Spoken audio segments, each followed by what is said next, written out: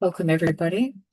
It is the Diploma of Community Services, 21st of August. This is week 3 of 4 weeks, and we're doing the unit CHCCSM013.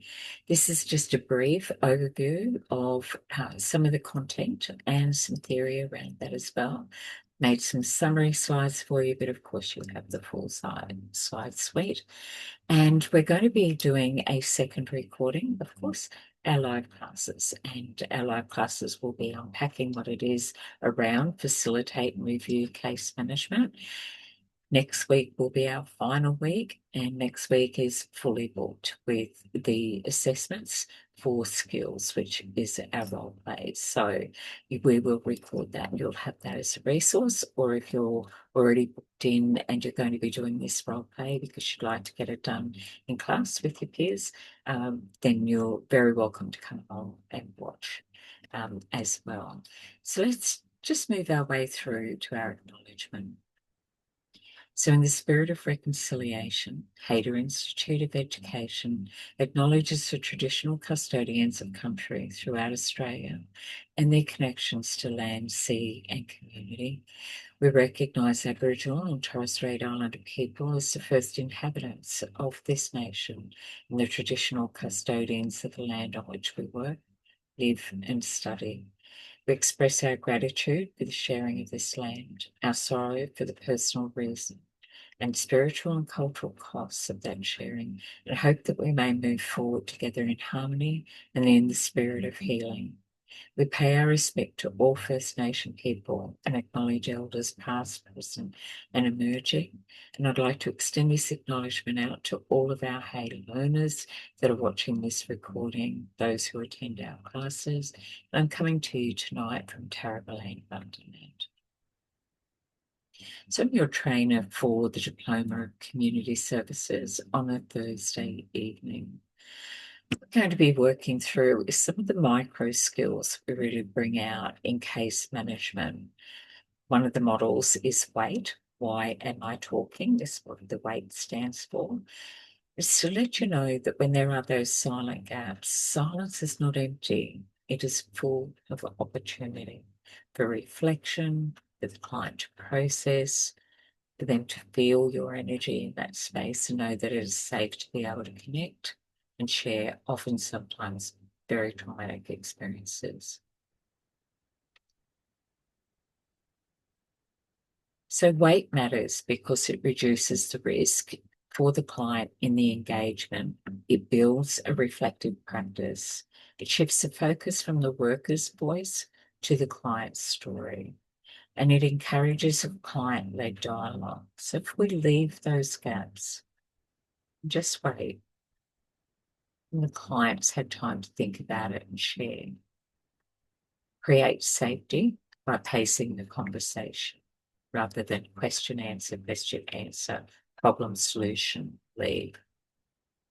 Case management is sitting, really understanding what even silence means. Such an important part of your work.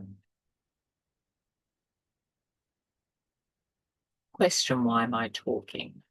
For us, it's about self-awareness tool for workers. Pausing to ask this question helps reduce over-talking. WAIT invites reflection, silence, and deeper listening from us. It strengthens worker and client trust. Otherwise, there's an imbalance of power. Some of those examples when over-talking can happen is filling the silence because it feels uncomfortable. So you need to learn to get comfortable being uncomfortable in those silences. It's a really excellent TEDx talk called Michael Bungay Stainer, which is Taming My Advice Monster. It's excellent. I'll make sure that we get that added to you to come out with these as well. Stops us from rescuing clients from hard emotions. It's okay for your clients to feel sad. It's okay for them to be angry. It's okay for them to be really upset. It's okay for them to be heightened, and it's okay for them to be flat. We direct instead of listening in those moments, talking to reassure ourselves rather than supporting the client. It avoids us from doing all the talking. A good balance to be able to go as a guide is that your client will talk 60% of the time and you will talk 40% of the time. If you feel you're doing all of the talking, then all the client is doing is listening and they'll switch off.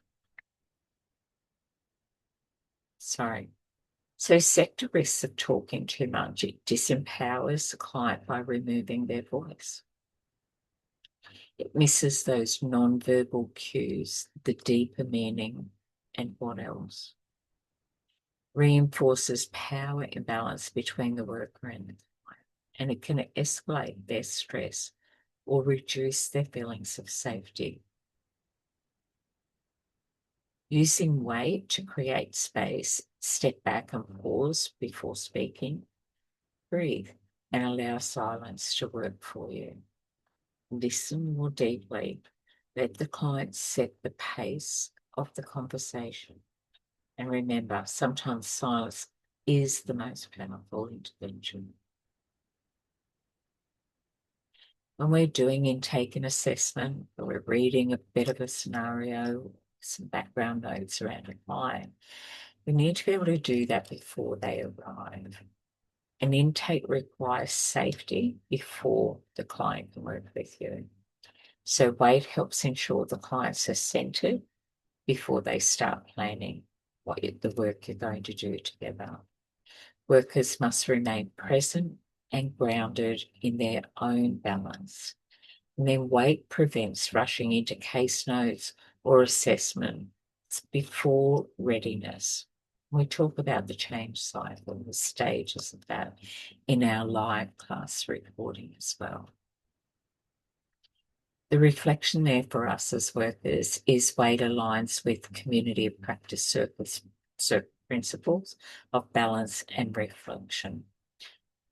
Listening first creates safety. Silence allows space for regulation and reconnection.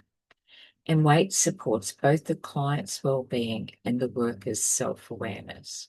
If you're feeling rushed, hurried to get to that appointment, or you're running a little bit behind in a session and you'd hoped you wouldn't, or your next client has turned up earlier, then all of these things need to be put to one side so you can be fully present. The weight model allows you to be able to do that, help you find your centre in that window of tolerance. When we're reflecting and closing, sometimes the most powerful intervention is silence. Your reflection prompts are: when do I notice myself talking too much? How do I feel when silence arises in a session? We feel tempted to fill the gap, make some noise. What helps me wait and listen more deeply? And we need to remember we're there to listen, learn, and then we lead that conversation. So there's some toolbox tips for you. And our learners that attend in the live class often ask to have those sent as well. Okay, so in this space, what I wanted to be able to do is just next share with you what the assessment is asking us. I wanted to bring up one, of course, is our quiz. Some of those are auto marks, so I just want to let you know that completely understand. If it comes back to you with feedback, that's great. Just know that you've got 3 attempts with your assessments. We can certainly open up more. Please don't be disheartened if you're getting feedback. Sometimes you don't pass the first time or the second or the third, but we can open as many attempts as you like. It stops at 3 because if our feedback is not understood or you're seeking clarification around it, then we need to make sure that we're giving you the right guidance. So if you don't understand the feedback that you get with an assessment, please reach out to your learner support officers and just say to them, could I get some more feedback around that or clarify? They will feed that back to any of the trainers and they'll be able to cover that for you, or they'll ask for some information and we'll send that back up to the learner support officers, who are amazing. So task 1 is the quiz, some brief short questions and answers. Task 2 is a project, and there's 2 parts to this project. There's only one question. So you'll conduct your own research. You'll use both your learner's guide, your class discussions, and then also some research that you're going to do in your offline. So it'll be some of your learning materials, but some of it you have to go looking for yourself, what models are out there, what's evidence-based, and make sure that you give us your resource. It must be done in your own words. There's a standard that we have to have where there's actually an automatic pickup. If anyone's been using AI, it'll let us know the percentage of that. So just know that use AI for research and things like that, but you cannot copy and paste it. You cannot use it. It's there to help you with summarize, get an understanding. It speeds up your Google research, but you cannot copy and paste. All of that will get picked up automatically and it'll be sent back for you to do again in your own words. So the template here is provided for you to help you with the research and give you those topics to break it down. Make sure that you've included the appropriate reference in your report. If you do use something from another site, just make sure you quote it correctly as it is and where you got that source. Be as specific as you possibly can. So you'll have your name and the background, what the objective is, and your research strategy. In your learner's guide, it talks to you about that. We talk about the model of change, and you'll do some research around it as well. We talk about it tonight in our live class. And then, of course, we've just covered that in some brief, just some micro skills. What each stage looks like, which is, of course, pre-contemplation, contemplation, and then doing action and maintenance and relapse as well. Think about a time you or someone you know experienced change in a behaviour or habit. Describe what that occurred during each of the 6 stages of the process around the model of change. Where were they before they were ready to even consider the change? And then when they did consider the change, then they moved to what would the plan for that change look like? And that means gathering information. And then the maintenance of that. And then if there's any slips or relapse. If you have a client or someone you know who's going through change, how might you support them at each of these 6 stages? Use this model sitting in your learner's guide. And then also we have the social cognitive theory. So you might have heard of cognitive behaviour therapy. This sits in under this space as well. You need to go and research that for yourself. Also, previously we used to refer to it as SLT, but now we refer to it as cognitive, which is around change management, which is the underpinning foundation for any casework that we do. It's about the readiness for change, the support they need to make those changes, and what's in it for them to be able to move out of the position that they're in now, or what's in it for them to remain stuck. Does it feel safer to not be doing anything? That's your role when it comes to the role play, to be able to work with the scenario. So we have stepping off points. It actually gives you, in what year did Bandura theories name, do the change over to the SCT, explain the change in name and why. You can put your response in here, which is about 150 words would be the minimum. You can go a little bit more. There is no parameters around there. If you think you need to put a whole lot more in there and you really love the research and you're enjoying really getting this case management work through, do it in a separate document and then upload that as Word document and do your brief outline here. Just make sure that you make a note that I've also got an additional piece. You cannot leave these blank though, it will automatically be unsatisfactory and try again. So you must put something in every area. What are some of the ineffective approaches to behaviour change? Resistance, denial, blame, justify are just some. But do your research around behavioural change and provide 5 examples that would be ineffective in their approach to changing behaviour. What doesn't work? And then on conclusion, in your project, summarise your findings in a few sentences and then reflect upon your research in the 2 key areas of contemporary behaviour change models, practice and intervention. So you really need to get curious and do some work around it. So that's your task 2 of 4. You can see there T2 of 4 stands for task. And here is your unit code, CHCCSM013, facilitate and review case management. And we are on this unit tonight. Of course, your recording's coming out. And then also next week. Let me just take us over to, we have a porthole like you, but it just might be a different colour. Slightly different, but this is the assessors area here. Oh, took me to exactly the same place. Hold on. Just bear with me so I can bring up. It's task 3 of 4 that I'm chasing.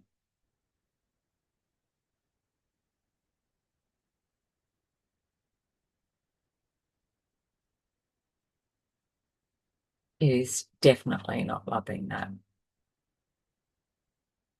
Okay, it's fine.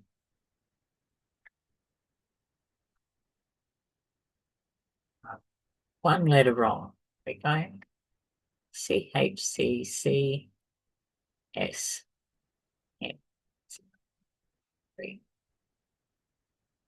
Tell it's late. Okay, so here we are. We have the online quiz. And that's the very first one of 4. Then we have the project, which I've just done a brief overview for you. And then we have the role play. This one here is the observation checklist. This is how we actually go ahead and we mark. Let me just do an overview for you though. I can walk you through what all of the tasks are. So here it is the unit code, facilitate and review case management, T3 of 4, that's your role play, or your skills assessment. To have any qualification that's recognised Australia-wide, it is knowledge evidence and skills evidence that we must capture so that you feel really confident going for interviews and then applying for jobs. Your diploma of community services will endorse that you have that knowledge and those skills. That's what the diploma requires. Everybody that does that must meet that benchmark, that standard. Just at this stage here, you have 3 parts, Part A, Part B, and Part C. And you'll be working with the case management plan, the client scenario, and you must develop the plan. There's a template for that, but you're doing that with your client. In class, it looks different. Please don't use that as from start to finish. But it gives you a really good overview. We have been working with our learners outside of class and doing those. So when you jump into that space, you do need to be able to have 3 people. You need to be the worker yourself as the learner, and someone will play the role of Anil, and someone will play the role of Anil's sister, Prisha, and we give you instructions around that as well. Just walk through that so it tells you the 3 parts. Also tells you what happens if you get something wrong.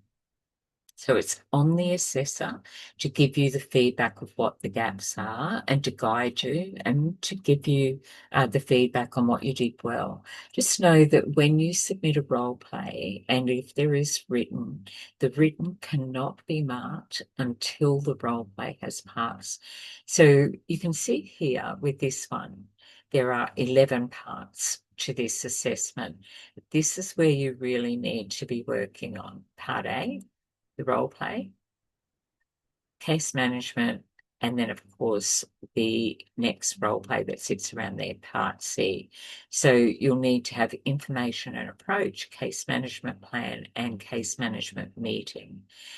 So none of these, the supporting documents or your theory, how the role play went, can be marked because we must get the role play marked satisfactory, and then we will go through and validate everything for you. If there's a gap there, though, in your written or your theory, we'll give you the feedback and guide you. But if your role play has been marked, then that will stay marked for you. So please, when it gets sent back, it'll be marked as unsatisfactory if the role play is not yet completed, because like it's got a heading here, it is about the role play, not about all the other things that sit there. You must do all of those, of course. But in essence, the primary focus here is around your skills, us gathering the evidence. It's here, and you must reach that first, which of course is why these will be marked. Then it asks you to go over and read the instructions for the role play. And the instructions are here. Once you click on there, it gives you both Anil and Precious roles. It gives scripts to work with, so the people who are playing Anil and Precia will be able to go through and read that. But you need to as well, because there's a good part of the story and an understanding around the case. And then once you have finished the role play, why is it important for the client to know their rights of appeal and complaint? We need to hear that in your role play. What type of complex or crisis may occur out of the scope of your role, where you may need to do some referral pathways because they'll be areas that you don't work in, but other key stakeholders may, and you will do your referrals. So you can see here there's 11, and all of these need to be answered as you go. If you can't complete it all in one session, just make sure as you go you hit save, and then when you come back you'll be able to see the work that you've done. If you accidentally submit, don't worry, someone will send that back to you and go, what looks like, or you could let learner support officers know that you accidentally hit submit.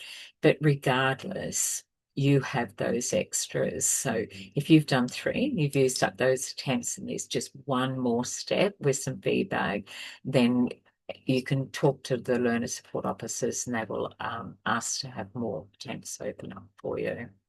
So that's your guideline around the role play. And in our second part of our recording, of course, you're going to see people actually do the role play. What I want to do now is show you how we mark your role play.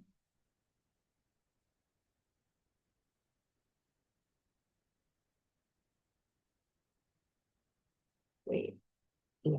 So this one here is the assessor's observation checklist. And that's what I had done. So you can see that this unit gets covered in both the Diploma of Youth Work and where you are, Diploma of Community Services. Okay, so the assessor has to have evidence from you in your role play, whether you've done it in a recording. We watch the recording and we come straight over to this tool here, where all of these elements in your role play. And we watch it live. We use this exact same tool in the background. So here it's asking, did the learner demonstrate the following during the role play? Introduce themselves and propose the meeting. Live classes, we don't need someone to show their ID because we know you're there and you belong in class, but we still need people to introduce themselves and the purpose of the meeting and the role that you're going to be playing. You need to be dressed for work, simulate a workplace environment. Did we observe the learner demonstrate the following? Establish rapport with the client and family members. Explain the client's rights to appeal and the complaints process they're entitled to in the case management process. If they're not happy, we need to let them know. That I need to hear that in your role play. Did you use the case management plan, which is the template to discuss the client's long-term goals and the strategies for those, which is where you're going to do some goal setting and help the client identify that progress and provide support in the things that they need support for. Discuss what might be some of those other support services and can you assist by referring over with their consent. Did you reiterate the client's strengths and abilities? So did you notice the things that they did well? And did you let them know that they are their strengths, to give them the encouragement, but also to remind them that there are things that they can do. It's this moment in time on one particular area or more that they're seeking support. So do you explain the role of the client, the family members in the strategy? I do want to hear in your role play. It asks me to. This is the benchmark for the qualification. So it's not subjective. When you go, oh, so nervous about my role play, know that this is actually what we're looking for. It says in the instructions, your assessor will be looking for, and we guide you around that. Just wrapping that up. Did you use effective communication skills? Explain the closure and the exit process. So I have you for 6 sessions, and around week 4, we'll start to really bring that goal plan in and see if you need some additional support so that I make sure I've got everyone wrapped around you. If the organisation that you're working for, it's just a single service, then the client can come back when they need to. It's for as long as the client can choose, or depending on the model that you work to. So that's just a guide there for us as well, but we must do that. And for here, the assessor is doing a lot of behind the scenes notes. Some of those will get a summary and put that in there for you. Very hard to be able to know. I'm happy to do a second attempt, but I don't know what it is that I'm missing. So you need our feedback. And if it's not clear for you, please get that clarification. It's very important that we're there to assist you. So let me just pause sharing there. That brings us back to just the end of this brief part 1. And now we're going to be moving into the next recording, part 2, which of course goes for the live class. And we watch people do the role play, we do a breakout room, we have a sector discussion. One of the learners is actually going to do the peer review as diploma level. You will be a team leader or a program manager. So we try and put our class participants in roles where there is that they can take if they are willing to do so. So thank you, everybody. Stay tuned. Just know that after you watch these 2 recordings, there is only 1 more week. We are doing role plays in class next week. They are fully booked out, but we will record that for you, and you're also very welcome to come along. But we will be definitely working right from 6 p.m. all the way through. There will be no other gaps in there. I will be logging on at 5 p.m. So if you've got some questions that you would like some clarity around with the unit, that may be a really good time for you. But just email me first so that I know, and that I don't go and take another appointment and assist somebody else in another call, a Zoom or a Google Meet. I want to be available for you. But your trainers and assessors spend that 5 p.m. to 6 p.m. getting slides and planning, having an understanding around the content as well. Like you, we don't know it inside out. We still have to. I don't use notes because I work with this every day. This is what I do from the morning right through till when we finish working together at night in classes. So thanks for part 1. Stay tuned. Let's do part 2.